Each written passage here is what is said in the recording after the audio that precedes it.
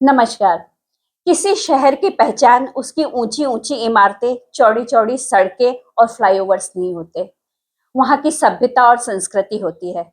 और हमारे संस्कार धानी की संस्कृति इतनी समृद्ध है कि यहाँ बहुत बड़े बड़े और बहुत अच्छे साहित्यकार हुए हैं। हरिशंकर परसाई जी, सुभद्रा कुमारी चौहान जी, पन्नालाल श्रीवास्तव नूर जी, और भवानी शंकर तिवारी जी, डॉक्टर राजकुमार सुमित्र जी, कृष्णकांत चतुर्वेदी जी, मोहन शशि जी, और वर्तमान में हरिशंकर दुबे जी और आचार्य भगवत दुबे जी, सब हमें हमारे साहित्य को आशीर्वाद प्रदान कर रहे हैं। हमारे साथ एक बहुत वरिष्ठ गजलकार और साहित्यकार बैठे हैं, आदरणीय सूरज राय सूरज जी। तो हम उनका स्वागत करते हैं अपने इस छोटे से आत्मीय साक्षात्कार में। और ये हमारे लिए बहुत सौभाग्य की बात है कि सूरज दादा आज हमारे साथ हैं। और सूरज दादा से आज हम बहुत आत्मीयता से बात करेंगे और जानेंगे दादा के बारे में, उनकी गजल के बारे में और उनके मुक्तक के संसार के विषय में। तो दादा, आपका बहुत बहुत स्वागत है। जय हो, जय हो। आपकी भी जय हो और देखने सुनने वालों की भी जय हो। जैसा कि हम सब जानते हैं कि कोई भी रचनाकार शुरू से जन्म से कभी नहीं होता है। हमारी सृष्टि जो होती है वो अपनी सारी संवेदनाएं, करुणा, प्रेम, दृश्य घटनाएं सब उसको देती है सृजन के लिए। और तब वह बाल मन एक विराट सृजन की ओर बढ़ता है और सृजन करता है, और वो एक बहुत अविस्मरणीय क्षण होता है। तो हम दादा से जानना चाहेंगे कि आपके जीवन का वह क्षण कब और कैसे प्रकट हुआ कि एक छोटे से बच्चे ने लेखनी उठाई और लिखना शुरू किया। तो आपकी शुरुआत कविता, कहानी, गजल किस विधा से हुई? दरअसल प्रतिमा, इसके पीछे एक बहुत ही मार्मिक घटना है, बहुत ही मार्मिक घटना है। अच्छा अच्छा जी। अब हालांकि तुमने पूछा है तो मैं उसको बताऊं जी कि मेरी माँ हमेशा कहती थी मुझसे, जी मेरी माँ अनपढ़ थी जी जी और उसने जिंदगी के जितने युद्ध लड़े थे, जी जी। तो मैं सचमुच में उसकी ताकत को सलाम करता हूँ कि वो अच्छा एक बात मुझसे कहती थी जी। कि तू अपने बाप पे गया है। तो उसकी अच्छा भाषा ऐसे ही थी। तो एक दिन मैंने पूछ लिया जी। कि अम्मा ऐसा क्यों कहती हो तुम, अच्छा। ये कई बार बोल चुकी हो तुम। तो बोले, सूरज तेरे को पता है कि तेरा बाप कैसे मरा था? ओ। भाषा यही थी माँ की। अच्छा जी। तो मैंने कहा मुझे तो नहीं पता, क्योंकि मैंने तो देखा नहीं बाबूजी को। अच्छा, मतलब आपके हाँ, जन्म के पहले ही? हाँ। तो बोले, जब तेरी सबसे बड़ी बहन हुई थी जी। तो बोले तेरे पिताजी को ना कुछ अंदेशा हुआ करता था। अच्छा। तो उन्होंने मेरा हाथ पकड़कर बोला था जी। कि देख, मैं एक बच्चे का मुंह नहीं देख पाऊंगा। अरे। हाँ, मैं जो घटना सुना रहा हूँ रोंगटे खड़े कर देगी। ओ। और या तो मेरे पिता को अधिकतर लोग तो बेवकूफ ही बोलेंगे, ये जी जी। बेवकूफ आदमी था, अच्छा। ऐसा नहीं करना चाहिए। जी जी लेकिन आदमी कभी कभी उस जोन पे चला जाता है ना, तो फिर उसका वश नहीं चलता। जी, बिल्कुल। तो बोले, मैं एक बच्चे का मुंह नहीं देख पाऊंगा। हो सकता है उसके एक दिन पहले, हम्म। एक घंटे पहले, एक महीने पहले मैं अपनी मौत मर जाऊं या कोई मुझे मार दे। आ, तो बोले, सूरज, उनकी तबीयत से ठीक नहीं थी अच्छा अच्छा जी और तू जी। पूरे दिन का पेट में था। अच्छा। हाँ। तो उनके 3 दोस्त आए जी। उनसे मिलने। और वो दोस्त ऐसे थे कि जिन्होंने सिर्फ दोस्ती का मुखौटा लगा के रखा था, एक्चुअली वो दुश्मन थे। अरे। एक घटना घटी थी बेईमानी की। तो जी जी चूंकि पिताजी फ्रीडम फाइटर थे, तो उन्होंने उस बेईमानी में पिताजी को शामिल करना चाहा था। जी। तो पिताजी ने ये कहा था कि देखो, पिताजी का निक नेम जय हिंद था। जय हिंद था, एक जय बार हिंद आपने था, बताया पिताजी था का कि जय जय हिंद था। हिंद। तो उन्होंने कहा कि नहीं देखो, जब मैं जेल से बाहर आया जी। तो मुझे गवर्नमेंट ने कहा था 20-25 एकड़ जमीन और 15 या 20 रुपए महीने की पेंशन। अच्छा जी। तो मैंने मना कर दिया ओ। कि मैंने देश की सेवा इसलिए नहीं की कि मुझे कोई पैसा चाहिए पैसा या या प्रॉपर्टी इनाम चाहिए। चाहिए, अब जी उन्हें जी। ये नहीं पता था कि मैं चला जाऊंगा बीच में, तो ये मेरे बच्चों के लिए बहुत जरूरी, मेरी बीवी जरूरी के है। लिए बहुत जरूरी हाँ। है। खैर, तो उनके मन में एक बात बैठ गई कि ये जो खबर दी है ये जी जय जी। हिंद ने दी है। ओ। तो उन्होंने पहले तो बदमाश लोगों को लगाया। पिताजी पिताजी कारपोरेशन की गाड़ी चलाते थे, नगर अच्छा। निगम। जी जी जी। तो जहां पे पानी नहीं रहता तो वहां पानी बांटने पानी। जाते जी थे। जी। तो उन्होंने पहले बदमाश लोगों को लगाया, लेकिन जो व्यक्ति 14 साल जेल में रहा हो, जो लड़ता आया हो, वो क्या लड़ेगा क्या किसी से? लड़ेगा जी। तो जब वो नहीं कर पाए तो उन्होंने फिर एक तरीका अपनाया, और ये बात पिताजी को पता थी। अच्छा। कमाल की बात ये है, हाँ हाँ। अब इसे बेवकूफी ही कहा जाएगा। जी जी। तो माँ ने कहा कि वो 3 लोग आए और उन्होंने तो मैं बोले बर्तन मांजने जा रही थी उस समय। अच्छा, मतलब ये किस्सा आपको आपकी माँ माता जी ने ने ही बताया? बताया, माँ? तो बोले बर्तन मांजने जा रही थी। जी, जी। तो मैं देखी और मैं बर्तन मांजने चली गई। वो मेरे को देखकर ठिठके तीनों, और फिर वो गए बोले तेरे बाप के पास। उन्होंने कहा कि भैया ये दवा खा लेना, हुँ। आप ठीक हो जाओगे। तो मैंने कहा बैठो चाय दे दो, बोले नहीं, और तुरंत चले गए। अच्छा, तो मैं तुरंत दौड़ कर गई। अच्छा। मैंने कहा तेरे पिताजी से कि देखो इनके हाथ का कुछ मत खाना, ये किसी दिन तुमको जहर ला के दे देंगे। ओह! तो बोले तेरे बाप ने क्या बोला मालूम? बोले पागल, ये किसी दिन नहीं, आज ही जहर लेके आए हैं। क्या बात कर रहे दादा, वो ज़हर ये लेकर? आज ही जहर लेके आए हैं, लेकिन दोस्त बन के दिया है ना, तो मुझे खाना पड़ेगा। मतलब ऐसे मैंने कैसे मैंने जानते कहा हैं? ना कि जो घटना मैं बताने जा रहा हूँ, ये शायद मतलब ऐसी घटनाएं नहीं मिलती। नहीं मिलती दादा, मतलब अगर हमें पता चल जाए कि किसी चीज़ हाँ, में ज़हर है, तो तो हम उसको उनको तो कैसे? अंदेशा होता था। तो बोले हाँ, आज ही जहर लेके आए, लेकिन दोस्त बन के दिया है ना, तो मुझे खाना पड़ेगा। अरे भगवान! और बोले तो सूरज, मेरे मना करने के बावजूद भी हाँ, उन्होंने वो खाया, और थोड़ी देर बाद अच्छा। अतड़ियां कट कट के गिरने लगी, खून की ओह! उल्टियां होने लगी। तो मैंने ऐसे करके उनकी अतड़ियां संभाली, तो मेरा हाथ पकड़ दादा के ये तो बोले, बहुत मार्मिक घटना, हाथ पकड़ मतलब के बोले मेरा कि देख, पुलिस को मेरे दोस्तों के नाम मत बताना। क्या बात है। और बोले तेरा क्या? बाप चला गया।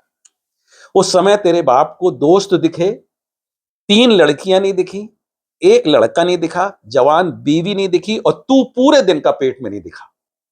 मैं 13वीं के दूसरे दिन पैदा हुआ था। अच्छा, पिताजी की मतलब 13वीं। आप नहीं मिल हाँ, पाए मैं उस। नहीं मिल पाया मैं।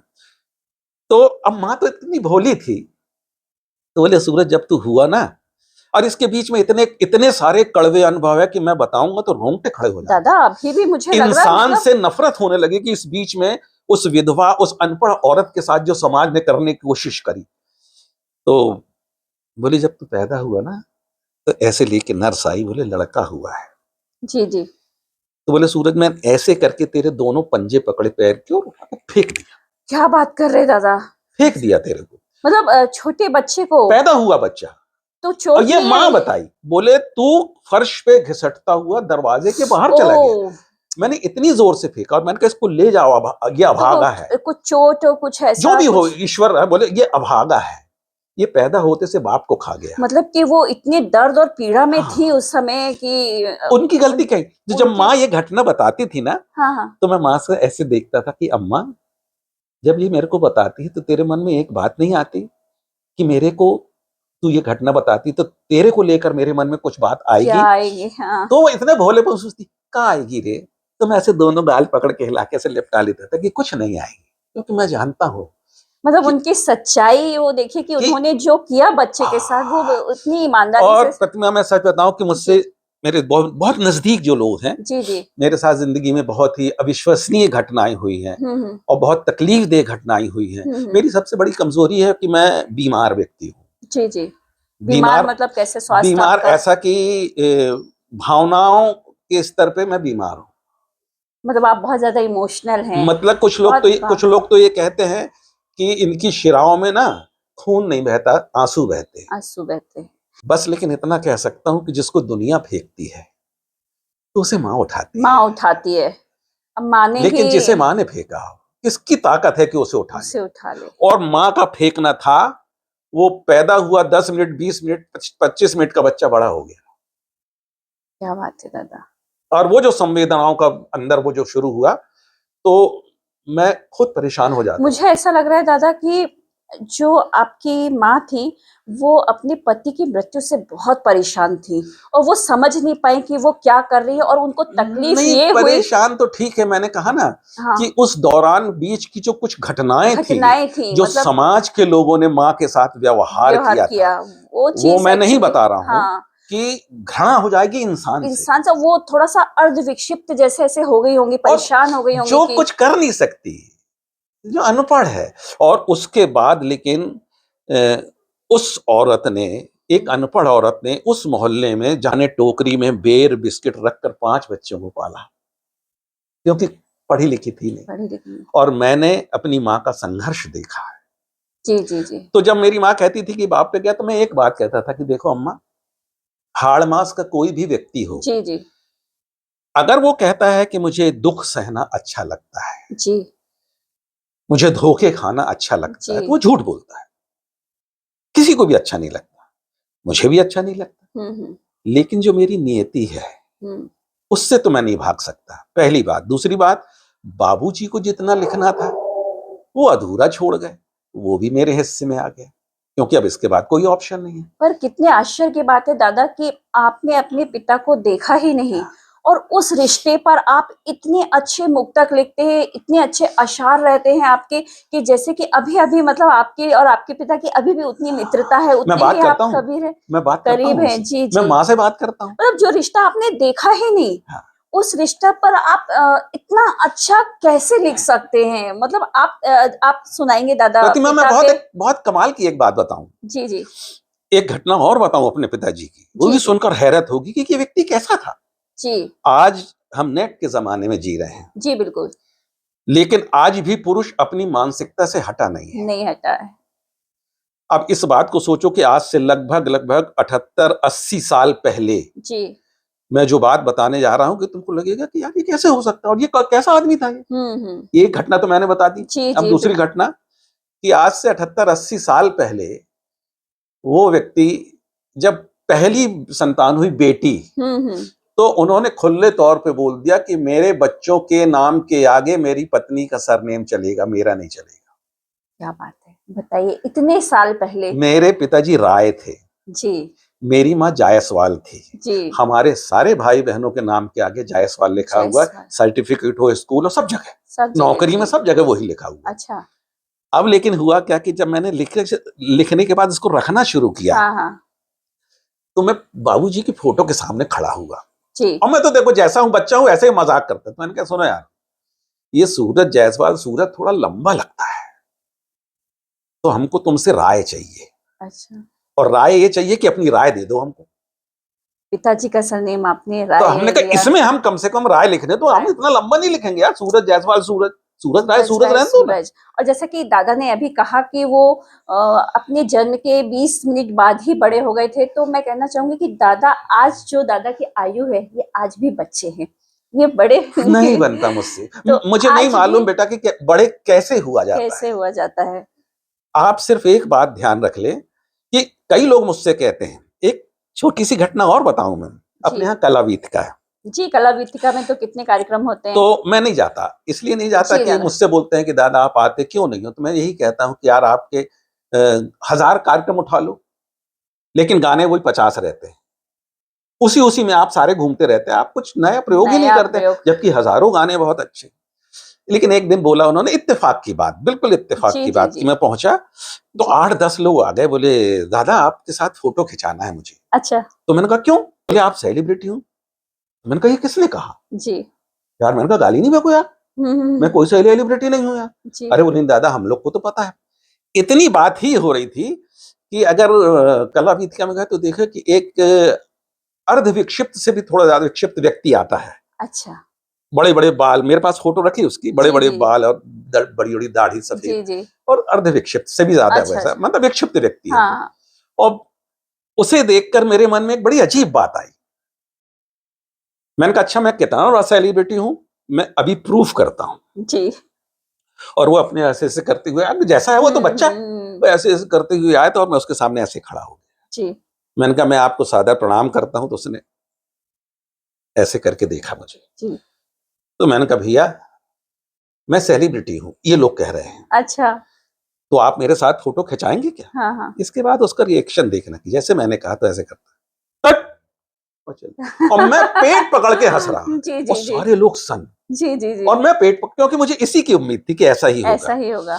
तो फिर मैंने सबसे कहा, मैंने कहा देख लिया मैं कितना बड़ा सेलिब्रिटी हूं, अगर ये स्वीकार करता, क्योंकि ये भगवान है, हम्म। इसके अंदर कोई छल कोई कपट छल नहीं है, कपट नहीं है अगर वो। ये स्वीकार करता कि मैं सेलिब्रिटी हूं, तो मैं सचमुच में अपने आप को गर्व के साथ मानता कि मैं मैं सेलिब्रिटी हूं। लेकिन सेलिब्रिटी हूँ। देख लिया ना उसने कितनी हिकारत के साथ बोला, "बस!" ऐसा किया। तो हमारे शहर के फिरोज कमाल साहब जी जी वो खड़े थे, जी जी तो उन्होंने कहा सूरज भाई एक बात बोलो। मैंने कहा जी बड़े भैया।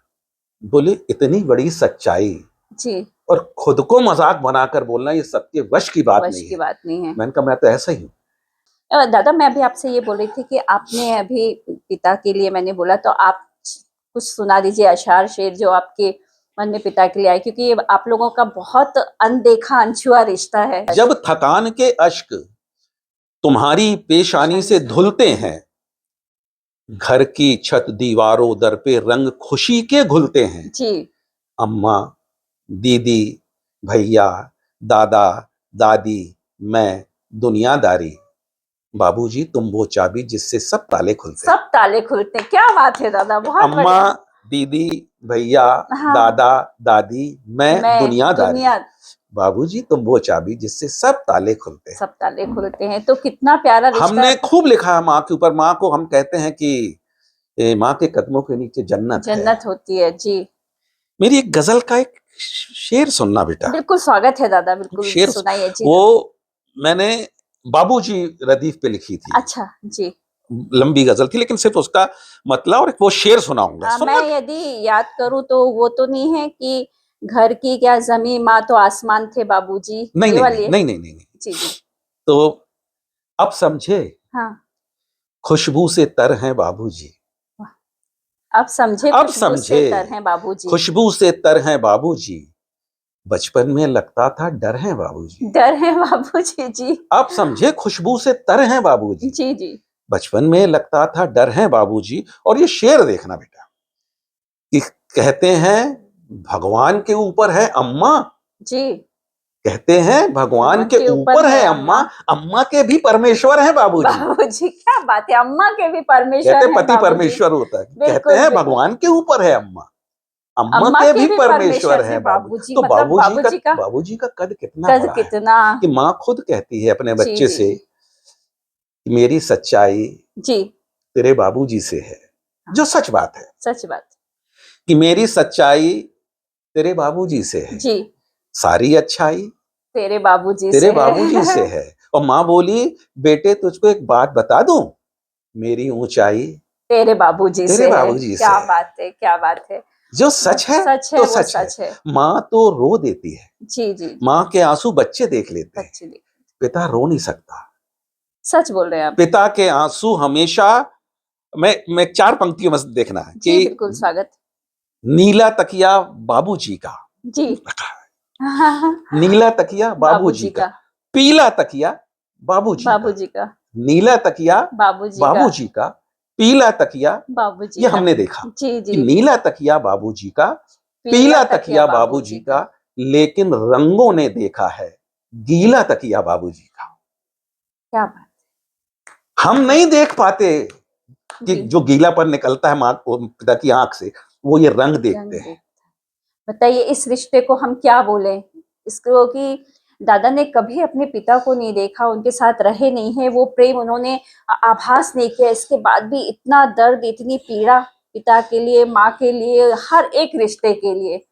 तो चलिए हम विषय को दूसरी ओर लेके चलते हैं। दादा की भी आंखें नम हो गई हैं और मुझे भी थोड़ा सा लग रहा है।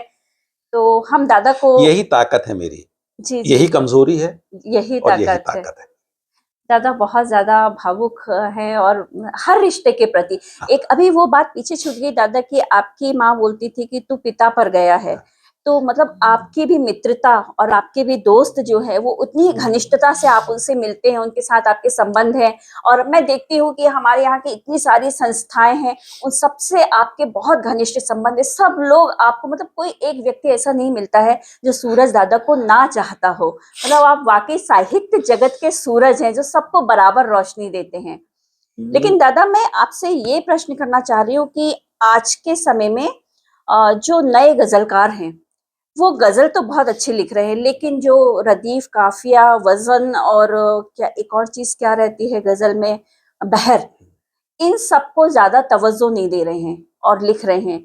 हालांकि आप बोलते हैं कि आप भी इन चीजों को नहीं देखते, सिर्फ भावों को लिखते, लेकिन दादा आपके दिमाग में एक मीटर है। आप कुछ भी लिख लें वो एक मीटर में आता है, एक माप में आता है, क्योंकि वो आपके अंदर फिट है। लेकिन जो आजकल ऐसे गजल लिख रहे हैं तो आप उनके लिए क्या बोलना चाहेंगे? नहीं, मैं इस बात से थोड़ा सा अलग बात कहूंगा जी कि सबसे पहले तो वो दोस्ती की बात जो कि हाँ माँ जी कहती थी जी जी। तो आपको दोस्त, दरअसल क्या है, मैं एक बात बताऊं कि किसी भी शख्स को, लोग कहते हैं ना कि हमारे 10 25 50 दोस्त हैं, हाँ मैं हाँ हाँ। मानता ही नहीं। जी जी। दोस्त एक ही होता है। दोस्त एक होता है। हम जब दोस्त लिखते हैं जी तो पहले दो लिखते हैं, जी। फिस्त लिखते हैं, जी यानी दो अस्तित्व एक के अंदर अगर है, एक के वो अंदर आ दोस्त गया। कहलाता इतनी है। अच्छी दोस्त की परिभाषा, बहुत अच्छा। तो चूंकि मैंने कहा कि पिताजी की डेस्टिनी भी मेरे साथ आ गई, जी मेरी अपनी थी, थी। तो मैं ज्यादा कुछ नहीं कहता दोस्ती के बारे में, हाँ। सिर्फ एक 4 पंक्ति अपना अनुभव बता रहा जी हूं, जी बिल्कुल जी सच्ची, जी दादा, कि स्वागत। रोज कहते रहे वो अपनी कमाई मुझको।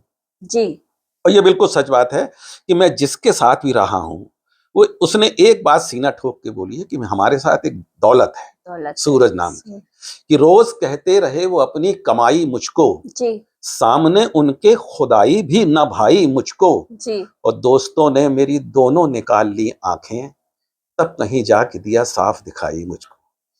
ये क्या मेरा बात आज है। तक का अनुभव है, और ये अनुभव मुझे जिंदगी भर होता रहेगा, क्योंकि ये मेरी नियति है। लेकिन मैं यही सोचता कि ठीक है, ठीक है। अगर ऊपर वाले की किताब में ये नियम है मेरे लिए, हाँ। तो ठीक है, उसने शायद मुझे इस लायक समझा जी जी जी। कि नहीं ये व्यक्ति, या फिर ये भी हो सकता है कि मैंने पिछले जन्म में सबके साथ बहुत बुरा किया हो। नहीं दादा, ऐसा तो बिल्कुल भी नहीं हो सकता है, क्योंकि जो आत्मा रहती है ना, वो पवित्र आत्माएं हमेशा पहचानी जाती हैं, और दुर्जन आत्माएं हमेशा अलग रहती है। पवित्र आत्मा जो रहती है वो कभी ऐसे काम अब नहीं नहीं करती है। पता मुझे। अगर पिछले कर्मों का अपन लेखा जोखा देखने बैठे, तो वो आत्मा इतने साहित्यिक रूप में माँ सरस्वती का आशीर्वाद पाकर एक भावुक कवि के रूप में कभी शरीर धारण नहीं करती। तो आप पवित्र आत्मा और बहुत कोमल व्यक्ति हैं, कोमल मन की व्यक्ति हैं दादा। मैं यहाँ एक बात कहना चाहूंगा कि तुम्हारे जी सवाल में एक बात थी जी। कि आज के बच्चे जो लिख रहे हैं तो ग्रामर का ध्यान नहीं दे हाँ रहे हैं, वो। जबकि मैं इसका उलट बोल रहा हूँ। अच्छा। आज के बच्चे इतना बढ़िया ग्रामर रख रहे हैं जी अपनी जी। गजलों में, गीतों में, उन्हें पता है, जबकि वो इंग्लिश मीडियम के बच्चे हैं। हाँ जी। और इतना बढ़िया ख्याल भी ऐसे नहीं, हम्म। ख्याल भी इतने बढ़िया नए नए ला रहे हैं, हाँ हाँ। और सचमुच में उन्हें प्रणाम करने को मन करता पर है। दादा वो बच्चे हमारे बीच नहीं है अभी, मतलब पटल पर अपन जो देखते हैं गजल आती हैं या जो भी रचनाएं आती हैं, या क्योंकि आप तो आपके अंदर मीटर है तो आप मापनी से है, जरूरत नहीं पड़ती आपको। पर दादा इतने सारे जो साहित्यिक पटल है हम देखते हैं ना, कि मतलब गद्य भी पद्य की तरह लिखा जा रहा है, गजल में भी ना रदीफ है, ना काफिया है, ना बहर है, तो क्या हम उसको गजल कहेंगे? ना, मैं उसका एक कारण बताऊं प्रतिमा। जी मैं नया लिखने वाला हूं, जी। मेरे अंदर हाँ। पोटेंशियल है, जी जी स्पार्क है। जी। मैं एक गजल जैसे तैसे फूटी टूटी फूटी, हाँ। ग्रामर की दृष्टि से, ग्रामर। भावों की दृष्टि से टूटा फूटा कुछ नहीं होता, जी मैं डालता हूं, जी। और उसमें साहब वाह वाही की बाढ़ आ जाती है। हाँ हाँ बिल्कुल। मैं खत्म हो गया, फिर मैं अपनी तरफ देखूंगा ही नहीं कि मुझसे कहीं कोई गलती हो रही। मतलब हमको एक ऐसा समीक्षक, एक ऐसा होना आलोचक चाहिए। चाहिए अच्छा, लोगों को जो लगता है हमें क्या लेना है क्या यार, लेना है। हमें क्या समझाना है इसको, ठीक हाँ। है भैया, हाँ, अरे क्या कमाल है, क्या कमाल। और जबकि देखो तो उसमें लगता है कि इसमें क्या कमाल है। क्या कमाल है दादा, तुकबंदियां ज्यादा हो रही, जैसे हाँ कि अभी गजल के समकक्ष सजल आई है, हाँ, जो हिंदी में लिखी जा रही है, बहुत अच्छा लिख रहे हैं लोग उसमें। शायद बहर की आवश्यकता नहीं होती है, खाली आपकी प्रथम पंक्ति जितनी मात्रा की आप उसमें लेकर चले। पूर्णिका आई है, तो ये अच्छी विधाएं हैं। पहले वो गीतिका के नाम से भी था, तो हाँ वही हाँ सजल है, वही गीतिका है, वही पूर्णिका है। हाँ मतलब एक चीज के तीन चार नाम लेके अलग अलग लिखा जा रहा है, लेकिन वो मात्र तुकबंदियां हैं। हाँ। मतलब मैं भी पढ़ती हूँ तो मुझे लगता है कि इनमें भाव नहीं है। मैंने जैसे कहा कि चलो मैंने ग्रामर सीख लिया, जी जी। ग्रामर सीखने में 5 दिन 10 दिन लगते हैं, हाँ बिल्कुल बिल्कुल। सच बात है। बिल्कुल जी, मात्राएं छंद बस सीखने में। 5-10 दिन लगते हैं, कोई बहुत ज्यादा ऐसा नहीं है कि वो जी बहुत बड़ा काम है। जी जी। लेकिन मेरे भाव कहाँ से लाओगे भाव आप? कहाँ से लाएंगे वो भाव उसके लिए आपको अंदर से संवेदनशील होना जरूरी, मरना जरूरी मरना है आपको। जरूरी है, बिल्कुल जरूरी। वो सिर्फ ऊपरी शब्द रहते हैं हाँ, जो आते हैं। आपको नहीं तो फिर क्या हुआ कि आपने बहर की, रदीफ काफिये की पूरे जेवर पहना दिया आपने पत्थर की मूर्ति को, जी जी जी। लेकिन है तो वो पत्थर की मूर्ति। पत्थर की मूर्ति, जब तक उसमें प्राण नहीं फूकेंगे, भाव नहीं डालेंगे, तो बेशक जेवर कम हो जाए, जी, बेशक जेवर ना रहे, पर भाव प्रधान हाँ, रहे, उसकी सांस तो चले सांस कम तो से कम, चले। जी जी। स्पंदन तो हो उसमें कम से बिल्कुल कम। बिल्कुल। लेकिन बस हम तो ये सोचते, मुझसे कई बड़े शायरों ने कहा सूरज भाई थोड़ा सा रूस का ध्यान रख लेते तो आप दुनिया के बड़े शायरों में गिरे जाते, तो मैं हंस देता। मैंने कहा मेरी कभी इच्छा नहीं थी कि मैं बड़ा शायर गिना बड़ा जाऊं, लोग बस मेरे शेर पढ़ें, और मैं हर मंच पे अगर पढ़ा जाता हूं ये कृपा है किसी कृपा है, की। बिल्कुल। 100 साल बाद भी मुझे मतलब पता है हाँ, कि मैं पढ़ा जाऊंगा, पढ़ा जाए कोट पढ़ा किया जाऊँगा। जाऊंगा। जी, बिल्कुल, बिल्कुल दादा। मतलब हमारे पास आपकी किताब है, एहसास हूँ मैं, कहाँ यहीं रखी हुई थी। तो मैंने उसमें पढ़ा आपकी गज़ल, और मतलब कितनी अच्छी, एक-एक अशअर, एक-एक शेर आपके इतने अच्छे हैं, मुझे लगता है ऐसा अभी कोई नहीं लिख रहा है। बिल्कुल सिंपल है, सिंपल है, बिल्कुल लेकिन सिंपल बिल्कुल सिंपल सीधे है। दिल पर हाँ, आकर लगते हैं, और बिल्कुल। ऐसा अभी कोई लिख ही नहीं रहा है, जो अपना इतना बखान कर रहे हैं, जिनको इतने सम्मान मिल रहे हैं, जो इतना पूजे जा रहे हैं। दादा वो शेर को नहीं समझ सकते, प्रतिमा, वो मैं जो लिखे जा इधर रहे हैं। पे बोलूं सम्मान की बात। सम्मान की बात, जी। अब तो जो कार्यक्रम होते हैं ना, जी, जी। वो एक्चुअली सम्मान के लिए होते हैं। जी, बिल्कुल दादा। लेकिन सम्मान के लिए एक बड़ी अच्छी घटना बताऊं मैं। जी। मैं बहुत छोटा था, 17-18 साल का था। हुँ, एक कार्यक्रम में मुझे बुलाया गया। जी, जी। मैं जब आज बच्चा हूं, तो उस उम्र में तो बच्चा ही था। बच्चे ही थे, अब घूम जी। रहे थे अपन, लफूट जैसे घूम रहे थे। जी, जी। मैंने देखा कि एक व्यक्ति पॉलीथीन में हाँ, एक शॉल, जी। श्रीफल, माला अच्छा, उसने लाके कमेटी वालों को दिया जी। और कुछ पैसे दिए और ये अच्छा, कहा कि मेरा सम्मान करवा देना। मुझे उस कच्ची उम्र में ये पहली बार पता चला कि सम्मान ऐसे ऐसे भी होते हैं। चलो, अच्छा वहां तक भी ठीक है कि हुँ, आपने बोला आप सम्मान ले लो। ले लो। इसके बाद का नाटक देखना कि अब उन मंच से कहा गया कि भाई अब मैं हम लोग हमारी संस्था जो है सूरज राय सूरज का सम्मान करना चाहती है। ये बहुत बड़े साहित्य जी, के जी। है, वो है समाज सेवी ये है। तो उठे आओ ना यार। हम बोले अरे नहीं नहीं नहीं नहीं, मैं इस लायक नहीं हूँ भैया, प्लीज आप ऐसा मत करिए, मैं तो बहुत अदना सा। यार आप नाटक कर रहे हैं, आप नाटक कर रहे हो। हुँ, तो ये सब मैंने देखा। तो उसके देखा। बाद क्या था, एक छोटा सा कवि सम्मेलन था। उनका नया लड़का है, हुँ, हुँ। कह रहा है। मैं खड़ा हुआ तो मैंने कहा भैया, मैंने अभी अभी 4 पंक्ति कही है, जो कुछ यहाँ पे देखा मैंने, जी। 4 पंक्ति कही है। वो 4 पंक्ति आप सुन लें कि जो नहीं है वो मेरा यशगान करवा दीजिए। हाँ जी, जो नहीं है वो वो मेरा मेरा यशगान यशगान करवा करवा दीजिए, दीजिए, इस दुकानदारी से कुछ पहचान करवा करवा दीजिए। दीजिए। एक शॉल, नारियल, फूल माला, दक्षिणा मैं भी लाया, मेरा भी सम्मान करवा सम्मान दीजिए। करवा दीजिए। बताइए हमारी अरे साहित्य की साहब दिशा। सन्नाटा खिंच गया। बोले, खराब शब्द उन्होंने बोला, मैं अच्छे शब्द में बोला कि लड़का बकवास करता है, पागल है। लेकिन मुझे इतना सुकून था सुकून था। कि तुमने अपना दायित्व निभाया है। ना बुलाया जाए, हमें नहीं जाना है, लेकिन अगर हमको बोलना है तो बोलना है। तो बोलिए। सम्मानों की स्थिति तो ये हो गई है। बहुत बहुत बुरी लोग है। हजारों हजारों मतलब खरीद लेते हैं, खरीद लेते हैं सम्मान को। खरीद लेते हैं सम्मान। और हमारे मतलब हमें जो सम्मान मिलता है उसकी सूचना, उसका वो भी हम ही डालते हैं हाँ, कि हमको इस चीज़ में ये सम्मान प्राप्त हुआ है, ऐसा मिला है तो। मतलब ये स्थिति हो जाती। बीच में जब नई दुनिया लॉन्च हुआ था, जी, जी। तो उसने एक स्कीम निकाली थी जी। 8, 10, 15 इवेंट्स में हाँ, कि हम पुरस्कार देंगे। पुरस्कार देंगे। जी। उनके जो शब्दावली थी कि जी। वाचस्पति, हाँ, ये वो हाँ। ये देंगे जी। अलग अलग फील्ड में। लेकिन जिसके अधिक वो आएंगे, जो टिक मार के जी, अखबार में हाँ, देगा, ये हाँ। उनके अखबार बेचने की स्ट्रेटेजी इस थी। मैंने देखा लोगों को 6-6, 7-7 हजार अखबार खरीदते हुए देखा, खरीदते हुए सिर्फ सम्मान के लिए। सिर्फ सम्मान के, क्योंकि भाई हम ज्यादा भेजेंगे तो हमें और मिला उन्हें। अखबार को क्या लेना क्या देना है। लेना देना। और आपसे एक बात और मुझे पूछना थी। एक बार अपन मिले थे, कहाँ मिले थे, जब अपन ने चाय पी थी साथ में, वो हाँ कोई हाँ तहसीलदार हाँ हाँ साहब हाँ आए हाँ थे। हाँ। तब आपने मुझे कुछ शेर सुनाए थे दादा, एक उसमें स्टेशनरी की दुकान पे मिले। स्टेशनरी की दुकान पे हमारी छोटी सी काव्य गोष्ठी हुई थी 4-5 लोगों की।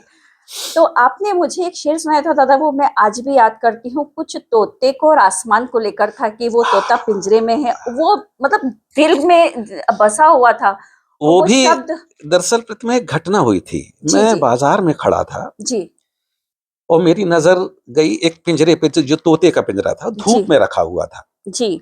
ऐसे मैंने उसको देखा और देखते से मेरी आंख गीली हो गई।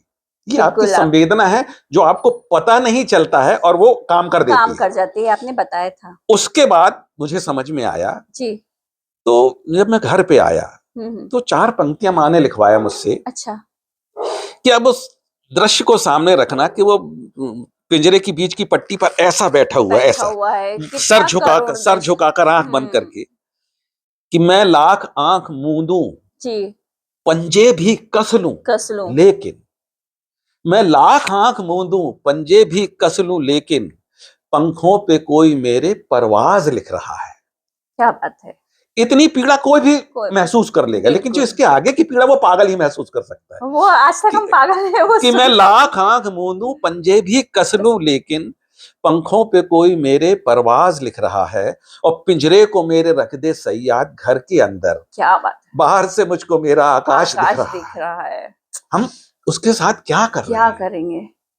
अरे ठीक है, आपने पिंजरे में बाहर रखा से है तो उसको मुझको अंदर रखो, उसको अन आसमान मत दिखाओ मत भाई। दिखाओ आसमान। क्यों उसके साथ ऐसा करो? दादा ये पंक्तियां, ये भाव तो बहुत ही मतलब इतने उत्कृष्ट भाव एक बहुत पवित्र और बहुत अच्छी आत्मा ही लिख अरे सकती है। तो क्या बोलूं माँ लिखवा मैं। देती है, और दरअसल ये जो संवेदना दी है, हाँ, देखो मैं एक बात कहता हूँ कि जैसे मैंने कहा मेरा अध्ययन शून्य है, मैं लिखने के कायदे कानून नहीं जानता, कुछ भी नहीं जानता, मतलब ना पढ़ता हूँ, कुछ भी नहीं। उसके बावजूद अगर सिर्फ देश नहीं पूरी दुनिया में लोग प्यार करने वाले हैं, तो ये मेरी औकात नहीं है। माँ कुछ तो सरस्वती है, कुछ तो है। कुछ तो है कुछ जो तो एक ऐसे नासमझ व्यक्ति को, जिसने इतनी शोहरत दिलवा दी, जी। प्यार दिलवाया, सम्मान दिलवाया। लोग बेशक मैं मंचों पे भले हाँ कम जाता हूं, लेकिन आप किसी से भी मेरा जिक्र करोगे जी, तो सम्मान के साथ ही नाम सम्मान लेगा, के साथ और ये सबसे बड़ी बात होती सबसे है। बड़ी बात है। और मैं आपको बताती चलूं कि सूरज दादा का और दादा की और मेरी मुलाकात भी बहुत एक अलग तरह से हुई है। शायद दादा 7-8 साल पहले सिवनी से मैंने फोन किया था एक हाँ, बार आपको। और हमारे एक ज्यादा हो गया, और और ज्यादा ज्यादा 10 हो साल करीब हो गया, गया 10 साल होगा हो समूह में जोड़ने के लिए। तब दादा से बात हुई थी, तब दादा ने यही पंक्ति बोलती थी, मुझे कुछ नहीं आता है गया। लिखना, हाँ, मुझे कुछ किसी चीज का मात्राओं का ध्यान नहीं है, बस मैं लिखता हूँ। मैं दादा को पढ़ती थी एक समूह में, और मैं मतलब मैं लगता था कि ये कौन है, मैं इनसे बात करूं, ये कितना अच्छा लिख रहे हैं। और जब जबलपुर आए और एक कार्यक्रम में मिले, जब दादा थाली लेकर आप मेरे पीछे पीछे चल रहे थे, और अखिलेश जी ने बोला पहचानो कौन है, और मैं पहचान नहीं पा रही थी कि आप सूरज दादा है। और फिर जब उन्होंने बताया कि ये सूरज दादा, तब मेरी खुशी का ठिकाना नहीं था। मैं इतने जोर से उछली थी कि अच्छा ये सूरज दादा है, मुझे तो इनसे मिलना था, इनका लेखन, मेरा इनके शेरो शायरी। मेरा मानना है प्रतिमा कि सदियों की पीड़ाओं का पल लिखता है, जी, सदियों की पीड़ाओं पीड़ाओं का का पल पल लिखता लिखता है। है, हाँ, आंखों की कोरों का जल लिखता जल है, लिखता है। क्या बात है और दादा! कवि को कोई कितना ही विद्वान कहे, जी, कविता तो भीतर का पागल लिखता है।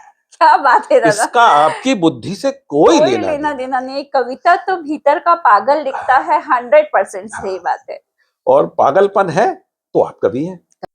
कहते हैं कि रंगमंच का और साहित्य का, शब्दों का एक बहुत अच्छा जोड़ होता है। दोनों एक दूसरे से दूसरे के प्रेरक होते हैं, और जब शब्द रंगमंच पर आते हैं तो वो सजीव हो जाते हैं। और दादा का तो बहुत गहरा नाता है रंगमंच से। तो रंगमंच के विषय में दादा आप क्या बोलेंगे? आप तो काफी जुड़े हैं। और खूब किए नाटक, जी दादा। लेकिन नाटक के बारे में मैं अपने बारे में एक सच्ची हाँ बात जी बता जी दूं जी। कि एक्चुअली अभिनय क्या है। अभिनय क्या है? आप जो नहीं है जी जी। वो दिखाना। अच्छा जी, बिल्कुल। भाई हाँ, आपको चोर का अगर रोल मिला है बात तो है। आप हाँ चोर तो नहीं है, जी जी। लेकिन अपने आप को चोर इतनी खूबसूरती से दिखाना कि आप चोर ही लगे। हाँ तो प्रतिमा इस मामले में वो मैं बहुत ही कमजोर एक्टर रहा हूं, क्योंकि कहते हैं ना कि जो जितना अच्छा झूठ बोल सकता है वो उतना अच्छा एक्टर होता अभिनय है। कर लेता है। हाँ, आपसे हमसे अभिनय नहीं होता नहीं है। बनता, हमसे नहीं बनता हमसे। लेकिन रंगमंच के बारे में मैं बच्चों से एक बात कहना चाहूंगा, सबसे कहना जी जी चाहूंगा कि रंगमंच से जुड़िए जरूर। जी, बिल्कुल। रंगमंच एक ऐसी दुनिया है जो आपको जीना सिखाती जीना है, सिखा देती है। आपको रिश्तों के बारे में।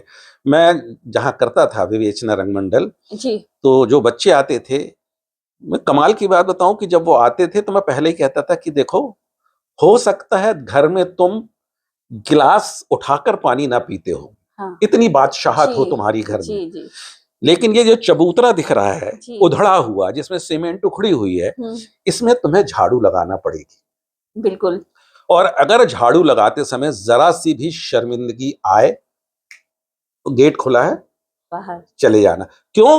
क्योंकि रंग मंच जो है, रंग कर्म जो है, जी, वो राजाओं का काम है ही नहीं, वो मजदूरों का मजदूर काम का है। काम है। मतलब आपको बहुत सरलता से हर काम करना है। हाँ, सब कुछ जी, करना है। सब और मैं तो वैसे भी ये साहित्यिक संस्थाओं से भी एक चीज बोलता हूँ कि जब ये बोलते हैं मुझे कि दादा आपको अध्यक्ष बनाना है, आपको हाँ, सचिव बनाना है, तो मैं इससे हाथ जोड़कर बोलता हूँ जी, जी, कि कृपया करके ये सब ना बोलें। ना बोले।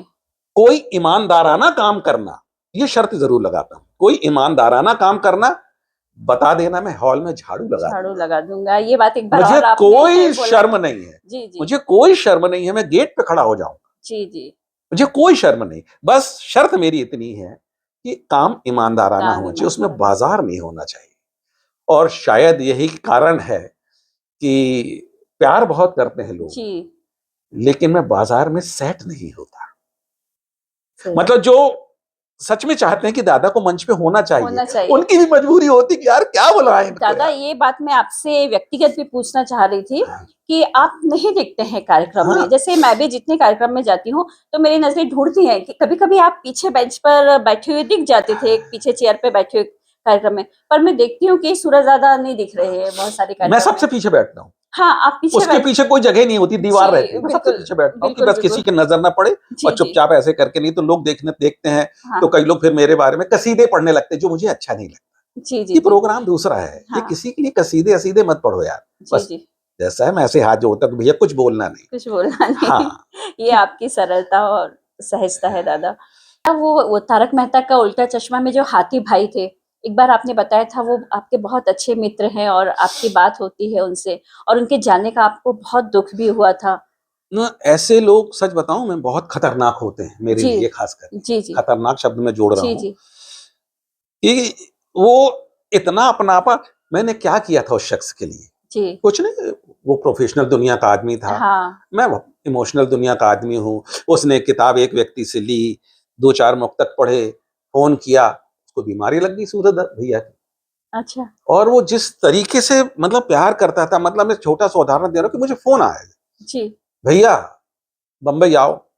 हम क्यों आओ बे? मैं ऐसे ही बोलता था, "क्यों आओ बे?" जी। "अरे यार बम्बई आओ ना यार, आपको देखने का मन कर रहा था।" मैंने कहा, "वीडियो कॉल कर लो।" जी।